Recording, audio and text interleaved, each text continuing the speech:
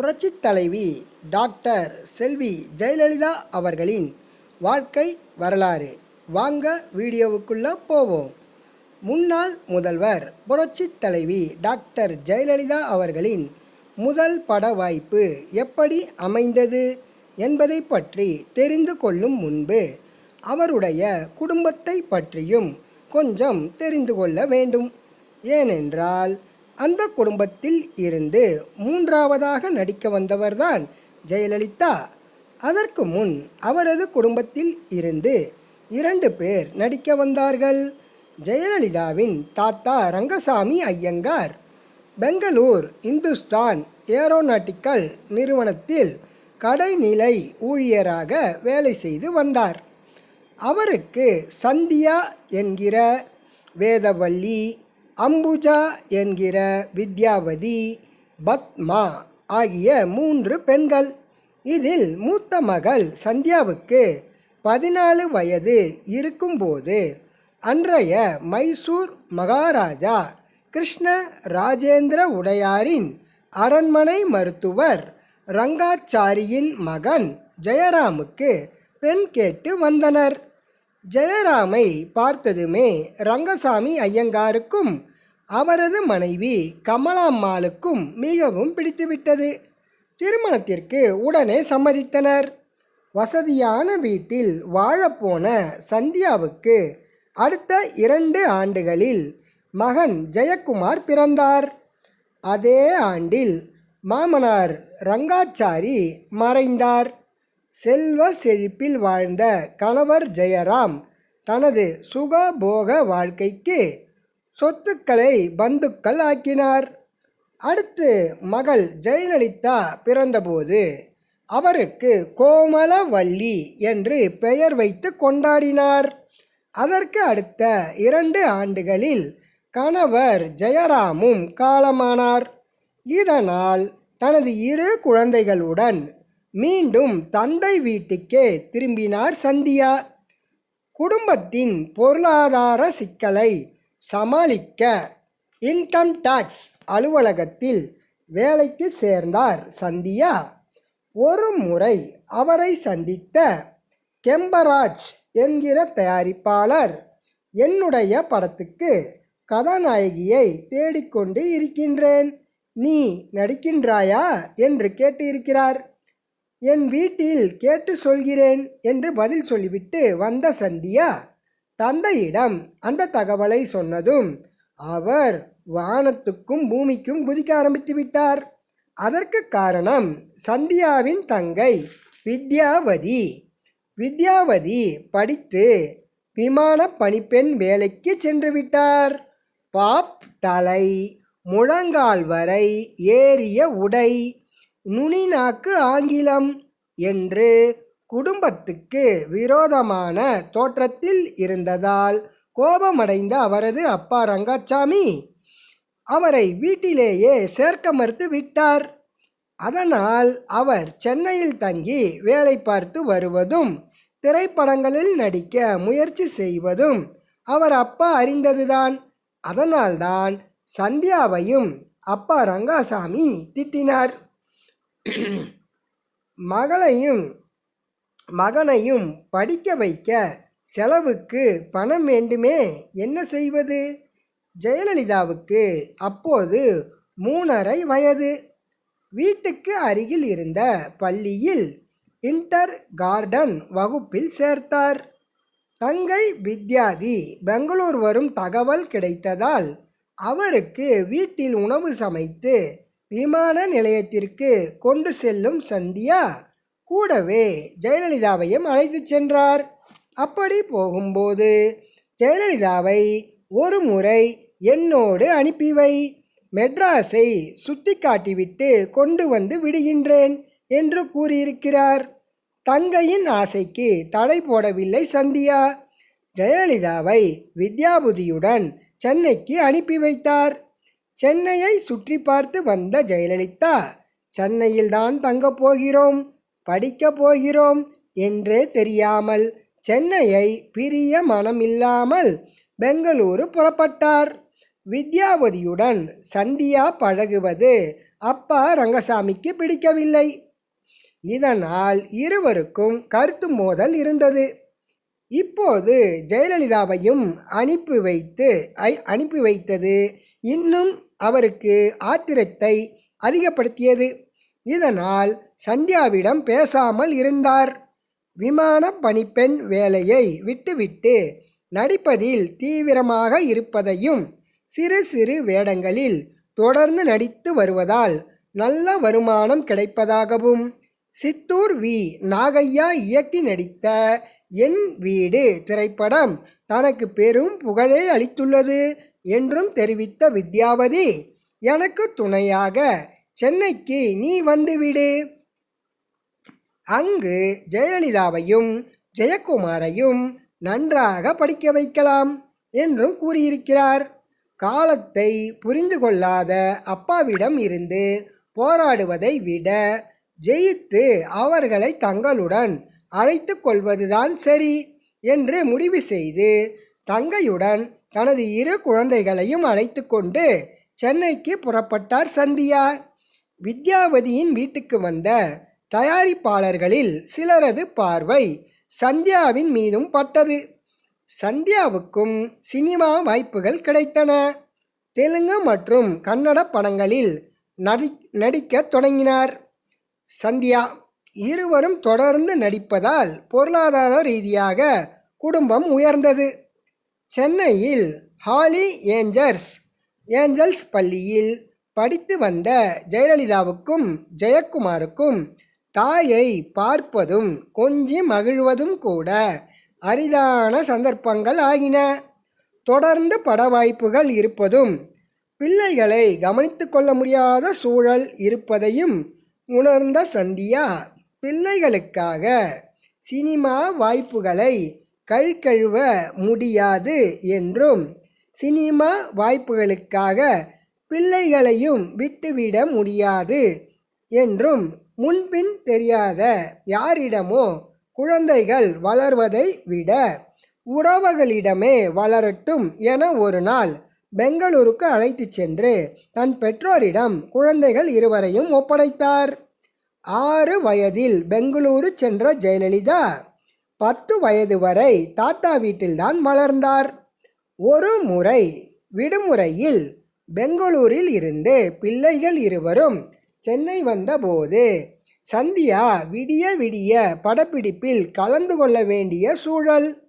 அதே நேரம் அரிதான இந்த சந்தர்ப்பத்தில் குழந்தைகளை பிரிந்து இருக்கவும் விருப்பமில்லை சந்தியாவுக்கு. தனியாக இருக்க வேண்டாம், என்னுடனே ஸ்டூடியோவுக்கு வாங்க என்று அன்றைய தினம் படப்பிடிப்பிற்கு இருவரையும் அழைத்து சென்றார். அன்றைய படப்பிடிப்பில் சந்தியாவுடன் சிறு வயது பார்வதியாக ஒரு குழந்தை நடிக்க வேண்டி இருந்தது. அந்த சிறுமிக்கு கடும் காய்ச்சல். இன்று அவள் படப்பிடிப்புக்கு வரமாட்டாள் என்று தகவல் வந்தது. இயக்குனருக்கு என்ன செய்வது என்று தெரியவில்லை.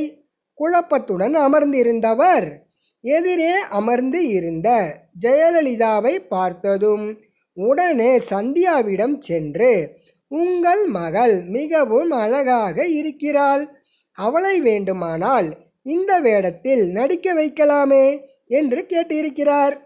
முதலில் தயங்கிய சந்தியா பிறகு ஜெயலலிதாவை பார்த்து நடிக்கிறாயா என்று கேட்டார். அவர் என்று சொன்னதும் சந்தியாவுக்கே அது வியப்பாகத்தான் இருந்திருக்கிறது. எந்தவித கூச்சமோ பயமோ இல்லாமல் ஒரே தடவையிலேயே திருப்திகரமாக எடுத்து முடிக்கும்படியாக ஜெயலலிதா நடித்து கொடுத்திருக்கிறார். அவரது திறமையை புரிந்து கொண்ட இயக்குனர் அவரது பாத்திரத்தை மேலும் சில காட்சிகள் வரும்படி உருவாக்கி ஒரு தனி பாடலிலும் நடிக்க வைத்து இருக்கிறார். ஜெயலலிதாவின் சினிமா உலக பிரவேசம் முதல் வாய்ப்பு நட்ட நடு நிசியில் யாரும் எதிர்பார்க்காத வகையில் நடந்து இருக்கின்றது. அந்த கன்னட படத்தின் பெயர் ஸ்ரீ ஷைலா மகாத்மே. இந்த படம் 1961 வெளியானது. விடுமுறை முடிந்து பெங்களூரு சென்றபோது இதுங்க தான் சினிமா பித்து பிடிச்சி அலையுதுன்னா இப்போ ஜெயலலிதாவையும் அப்படி ஆக்க பார்க்குறாளே, இனி சென்னைக்கு அழைச்சிட்டு போக விடக்கூடாது என்று தாத்தா ரங்கசாமி அன்று கரார் உத்தரவு போட்டிருக்கிறார். ஜெயலலிதா திரைப்படங்களில் நடிக்க வேண்டுமென்று சந்தியா விரும்பவில்லை. சிறு குழந்தையாக இருக்கும்போதே ஜெயலலிதா எதையும் எளிதில் புரிந்து கொள்ளும் திறமையை பெற்றிருந்தார்.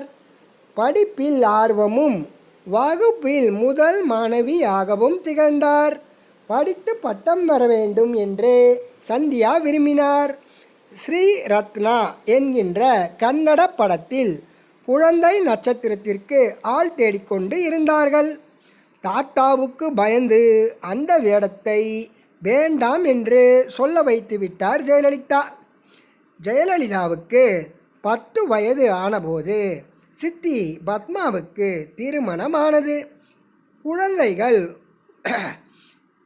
குழந்தைகளோடு அம்மா அப்பா மட்டும் எதற்காக பெங்களூரில் தனியாக இருக்க வேண்டும் என்று நினைத்த சந்தியா எல்லோரையும் சென்னைக்கு அழைத்து வந்தார்.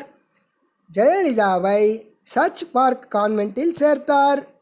சிறு வயதில் ரேடியோவில் ஒளிபரப்பாகும் இசையை கேட்டு அதற்கேற்ப நடனமாடத் தொடங்குவார் ஜெயலலிதா. மேலும் தாத்தா பாடும் பாடலுக்கும் நடனம் ஆடுவார்.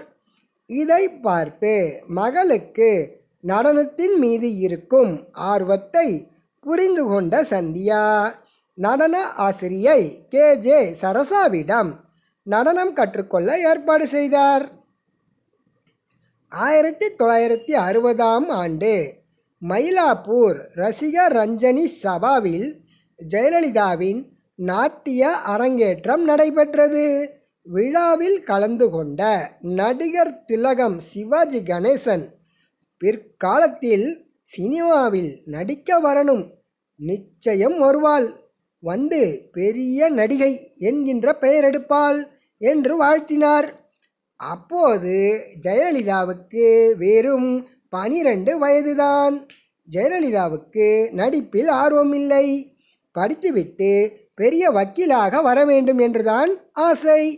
YG பார்த்தசாரதியின் யுனைடெட் அமெச்சூர் ஆர்டிஸ்ட் நாடக குழுவில் சந்தியாவும் வித்யாவதியும் ஆரம்பகால உறுப்பினர்கள். நாடகத்திற்கான ஒத்திகை நடக்கும்போது ஜெயலலிதாவையும் அங்கு அழைத்துச் செல்வார்கள். அப்படி ஒரு முறை செல்லும்போது ஜெயலலிதாவை பார்த்த YG பார்த்தசாரதி அடுத்து ஒரு ஆங்கில நாடகம் அரங்கேற்ற போவதாகவும் அதில் சரளமாக ஆங்கிலம் பேசத் தெரிந்த நடிகை தேவைப்படுகிறார் என்றும், தான் எதிர்பார்த்தது போல் பெண் கிடைக்கவில்லை என்றும், நான் எதிர்பார்ப்பது போல பெண் கிடைக்கவில்லை, உன் மகள் ஜெயலலிதாவை நடிக்க வைக்க அனுமதிக்க வேண்டும் என்றும் கேட்டிருக்கிறார். அவரது பேச்சை தட்ட முடியாமல் ஒத்துக்கொண்டார் சந்தியா.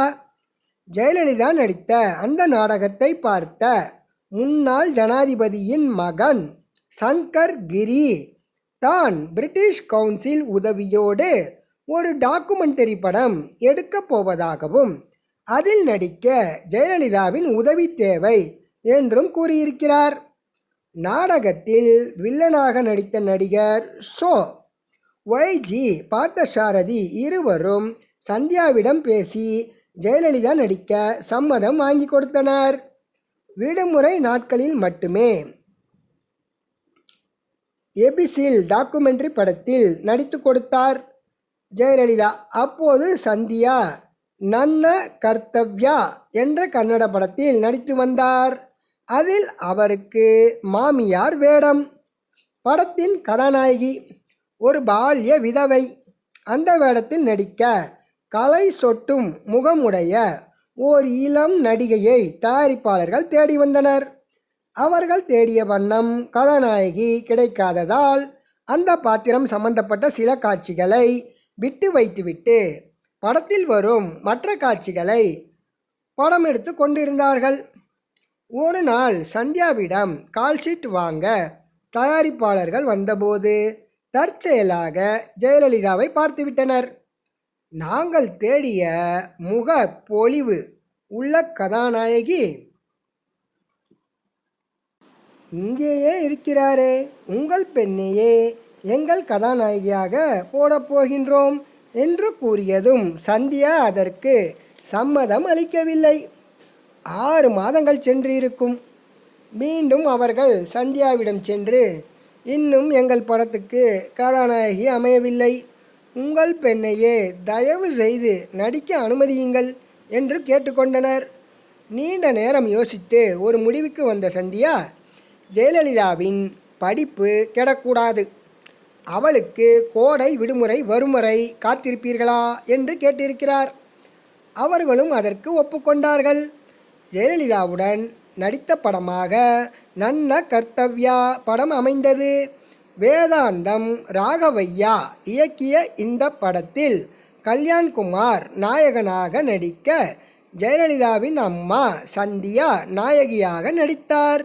அதன் பிறகு ஏவிஎம் தயாரிப்பில் கிருஷ்ணன் பஞ்சு இயக்கத்தில் இந்தியில் உருவான மான் மௌஜி என்ற படத்தில் 3 நிமிட நடன காட்சியில் கிருஷ்ணராக நடித்தார் ஜெயலலிதா. மேடையில் அவர் ஆடுகின்ற நடனத்தை நாயகன் கிஷோர்குமார், நாயகி சாதனா பார்ப்பது போல காட்சி அமைத்து படமாக்கி இருந்தனர். கன்னடம், ஆங்கிலம், இந்தி ஆகிய படங்களில் நடித்த ஜெயலலிதா தெலுங்கில் உருவான கான்ஸ்டபிள் கூத்தரு படத்தில் ஒரு பாடலுக்கு நடனமாடினார். அதன் பிறகு கன்னடம், தெலுங்கு 2 மொழிகளில் வெளியான அமரா சில்பி ஜக்கண்ணா படத்திலும் ஒரு பாடலுக்கு நடனமாடினார். ஜெயலலிதா அந்த ஆண்டு 10ஆம் வகுப்பு தேர்வில் மாநிலத்திலேயே 2வதாக தேர்ச்சி பெற்றிருக்கிறார் ஜெயலலிதா. ஜெயலலிதா ஸ்டெல்லா மேரிஸ் கல்லூரியில் சேர பணமும் கட்டினார். அம்மா நடித்திருந்த கர்ணன் படத்தின் 100வது நாள் விழா உட்லண்ட்ஸ் ஹோட்டலில் நடந்ததால் அந்த விழாவுக்கு அம்மாவுடன் சென்றார் ஜெயலலிதா. விழா முடிந்து வீட்டுக்கு கிளம்பும் நேரத்தில் படத்தின் டைரக்டர் PR பந்துலு சந்தியாவிடம் ஒரு முக்கியமான விஷயம் பேச வேண்டும் என்று அருகே வந்தவர், அடுத்த வாரம் ஒரு கன்னட படத்துக்கு பூஜை போட போகிறேன், கல்யாணகுமார் தான் ஹீரோ, அதில் உன் பொண்ணு தான் ஹீரோயின் என்று சொன்னதும் சந்தியாவுக்கு தூக்கி வாரி போட்டது.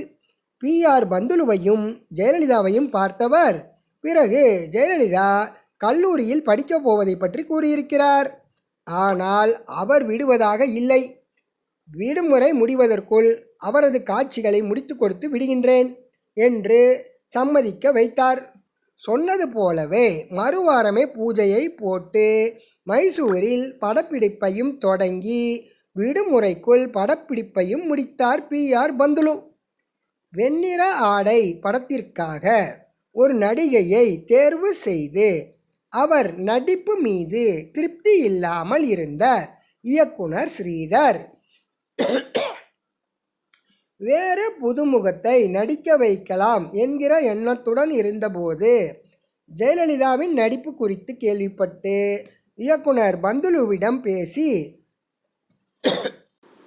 அவருடன் சேர்ந்து சின்னத கொம்பே படத்தின் ரஷ் போட்டு பார்த்திருக்கிறார்.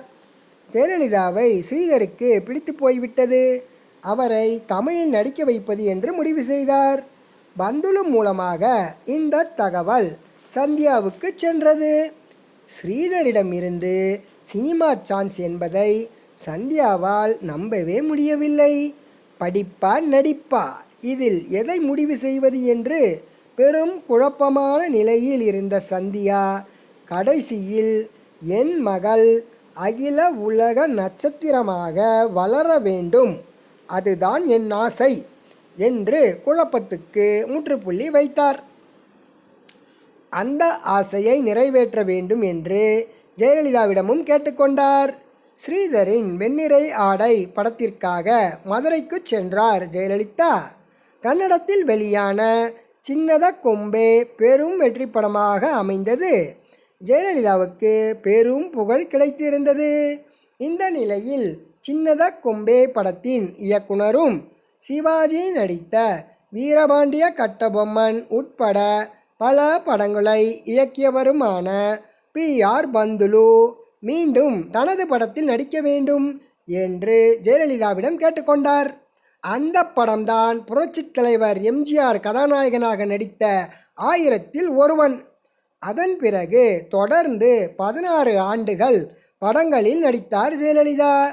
1980ல் வெளியான நதியை தேடி வந்த கடல் படம்தான் அவரது கடைசி திரைப்படமாக அமைந்தது. MGRவுடன் மட்டும் 28 படங்களில் நடித்திருக்கிறார் ஜெயலலிதா. இந்த வீடியோ உங்களுக்கு பிடிச்சிருந்தா லைக் பண்ணுங்கள், ஷேர் பண்ணுங்கள், மறக்காமல் சப்ஸ்கிரைப் பண்ணுங்கள் நண்பர்களே. அடுத்த வீடியோவில் வேறு ஒரு தகவலுடன் உங்களை சந்திக்கின்றேன். நன்றி.